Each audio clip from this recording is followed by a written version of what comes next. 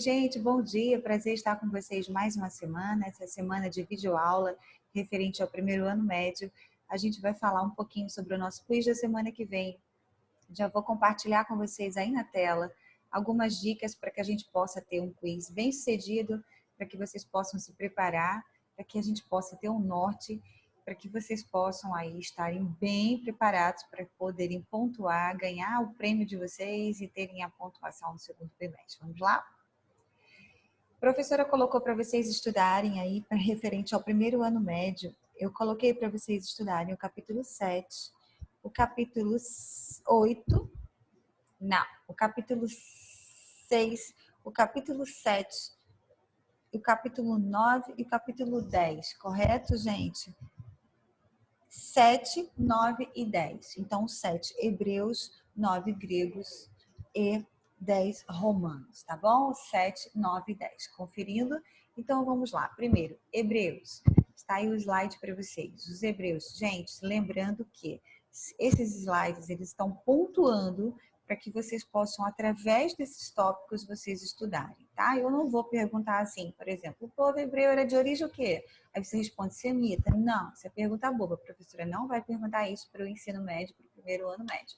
Eu vou perguntar, talvez, o que significa a origem semita. Aí você vai ter que saber, tá? O que significa ser monoteísta e qual foi o primeiro povo monoteísta. Isso faz dentro das perguntas para que vocês possam aí estarem se preparando, tá? Então, preste atenção que esses pontos são dicas para que vocês possam estudar e saber mais ou menos o que pode cair dentro da sua prova. Pode estudar pelo livro, dentro do seu quiz, pode estudar pelo livro, como pode estudar também pela web, tá? Pela internet. Então, os hebreus eram um povo semita, eles eram monoteístas, diferente dos outros povos que eram politeístas, poli, vários deuses, mono, um deus só. E quem era o deus dos hebreus? Yahvé ou Jeová, tá? No português, aqui no Brasil, a forma mais conhecida é Jeová, mas chamar Yahvé ou Javé também não tem problema nenhum. Eles têm o Antigo Testamento, que dentro do Antigo Testamento tinham lá as leis, a aliança, os 10 mandamentos, escritas pelo próprio dedo de Deus e entregues a Moisés. O patriarca que formou aí a nação foi Abraão, teve seu filho Isaac, Isaac teve Jacó, Jacó teve os 12 filhos e os 12 filhos formaram as 12 tribos de Israel.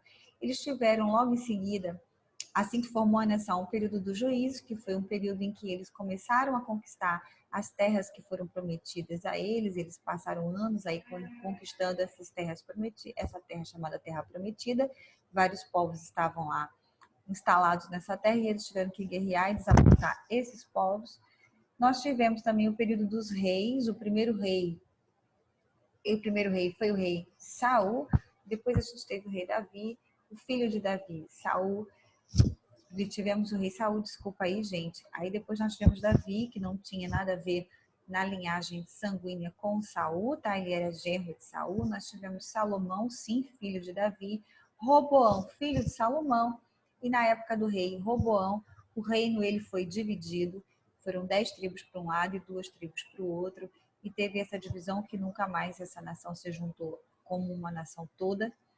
E nós tivemos uma história dos hebreus aí bem longa, que também quero que vocês deem uma olhada, mas resumindo aqui, em 607, essas 2 tribos, elas foram capturadas pelos babilônios, passaram 70 anos no exílio, e quando voltaram, nunca mais voltaram como nação, como povo, tá? Como tribo, voltaram como povo, mas não como nação.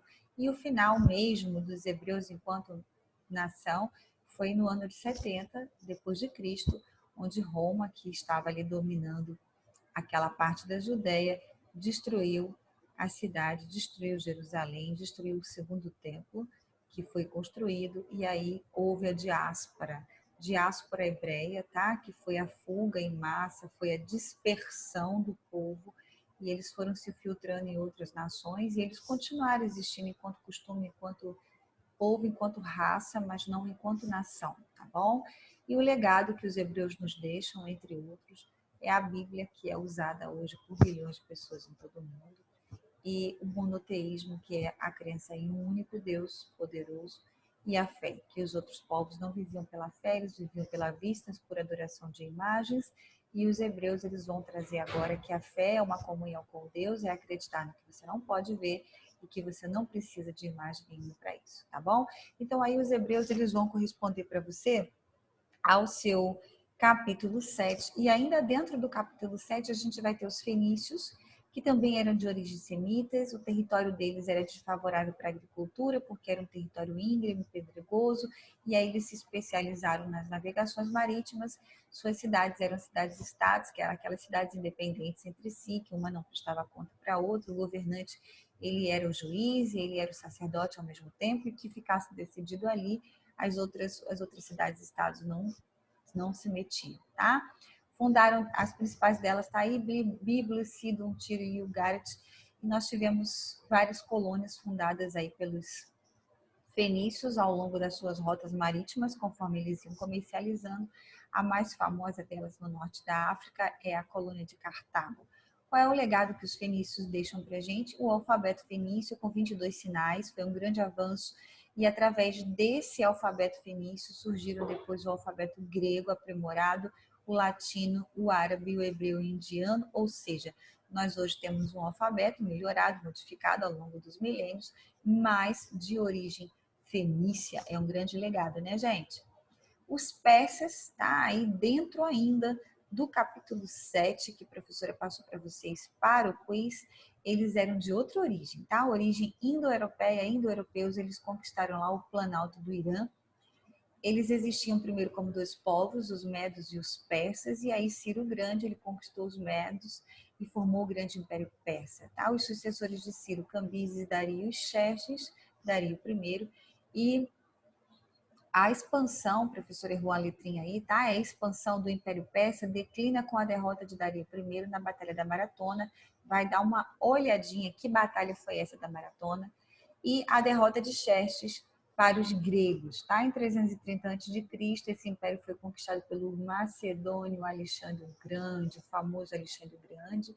E aí sim, o Império Persa já era, tá? Foi.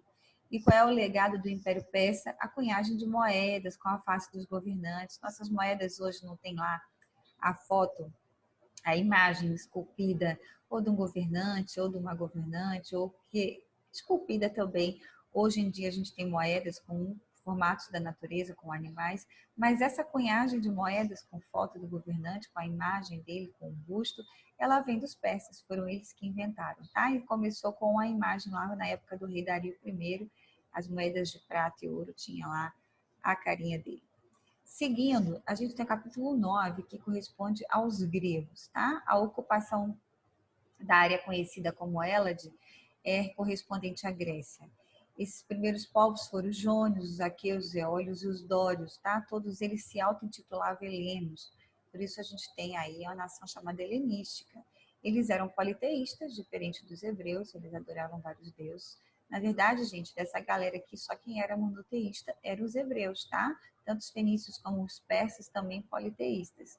E aí, aqui no caso dos gregos, os politeístas, eles tinham um panteão de deuses. Os gregos tinham um panteão de deuses. Entre eles, tá? A gente tinha Cronos, que era o pai dos três maiores dentro da mitologia, Zeus, Hades e Poseidon. E os gregos foram considerados o berço da civilização ocidental. As polis significavam cidades-estados. Tudo isso são tópicos para você, dentro dele, dar uma pesquisada. A professora está só dando um norte, uma dica aí para o seu quiz. A periodização da história grega, ela foi dividida em 5 períodos. A história grega é milenar, e a gente tem o período do micênico, homérico, arcaico, clássico e helenístico. Foca no homérico e foca no helenístico, tá? Cidades de destaques, a gente tem Esparta e Atenas, tiveram outras também, mas essas foram as duas que mais se destacaram. E aí a gente tem lá a cidade de Esparta, que é muito interessante a história dela. Também gostaria que vocês dessem uma olhada para alguma pergunta desse quiz, tá? Qual é o legado que os gregos nos deixam? Eles nos deixam um legado da arquitetura peculiar, tá aí em cima os templos, essa arquitetura arredondada, essas pilastras que nos deixam até hoje, elas são inspirações para construções. Também as esculturas, o teatro grego, a literatura, a filosofia, a ciência. Então, a Grécia, ela nos deixa bastante legados. E a gente vai para os romanos. Os romanos tinham a língua mãe latim, a origem deles é de Roma.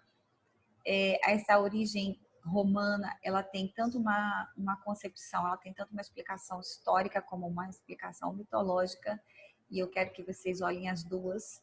Eles também eram politeístas e eles assimilaram a cultura grega, porque os romanos conquistaram os gregos, e muitas das coisas da cultura grega foram assimiladas, na verdade, a maioria delas, e eles só fizeram trocar os nomes dos deuses. Um exemplo que eu coloquei para você foi o Zeus, que era um deus grego, se tornou Júpiter, um deus romano correspondente. Ártemis, ela se tornou Diana, a deusa da fecundidade. E aí a gente tem a periodização dos romanos, que também é uma cultura milenar. A gente teve o período da monarquia, onde se era dividido a sociedade em patrícios, clientes, plebeus e escravos. Vai dar uma olhadinha em cada um deles. A gente teve o período da república, onde se tinha o Senado romano, onde teve a conquista da plebe, onde o povo teve voz, não tanto como gostariam, mas teve, e a gente tem um destaque para o governo de Júlio César. Por que o governo de Júlio César foi tão importante? Quem foi Júlio César? Vai dar uma olhada, tá? E a época do Império, a gente vai destacar o Império de Otávio Augusto, que foi o período em que se iniciou a Pax Romana, ou a Paz Romana, que durou 200 anos, mais ou menos 200 anos, e passou por 4 dinastias. Então, os romanos que duelavam tanto, que tinham tantos inimigos, tantas expansões, nessa época do Império teve um período de paz, e isso foi a partir do reinado de Otávio Augusto. Dá uma olhadinha no que significa a palavra Augusto também, que é muito interessante, não era o nome dele original. Por que Augusto e por que todos os imperadores depois se chamavam Césares, tá? Dá uma olhada também. E qual é o legado dos romanos? Muito, gente, principalmente o direito romano. Hoje, vários preceitos dos nossos juristas, das nossas leis, dos nossos tribunais, eles têm aí os preceitos do direito romano, inclusive as palavras em latim aí do nosso direito, elas vêm dos romanos. Tá? A arquitetura, as esculturas, a arquitetura, principalmente a fabricação, a maneira de fazer os aquedutos, as estradas, as pontes. Não tem aquela velha história que todos os caminhos levam a Roma, porque Roma foi o primeiro império, o grande império que pavimentou todas as suas cidades ao redor. Então, todos os caminhos que fossem pavimentados, se você seguisse, levaria para Roma, para o centro, para o coração do império. E isso é um grande, grande legado de pavimentação, de abertura de estradas, pavimentações e pontes e aquedutos para conduzir água. As suas esculturas peculiares também e a sua literatura romana. Então tá aí para vocês, terminando o nosso compartilhamento de tela, tentei ser o mais breve possível, novamente dizendo a vocês que a professora pontuou, então vai dar uma estudada, vai fazer um resumo, no mínimo aí uma folha para cada tema desse, uma folha para hebreus, uma folha de resumo para os persas, uma para os fenícios, uma para os hebreus e uma para os romanos, tá? Pontuação alta aí no segundo bimestre, um quiz que vai ser realizado na semana que vem. Eu conto com a participação de todos e quem estiver preparado será o ganhador. Beijo, fiquem com Deus, bom final de semana a todos e tchau!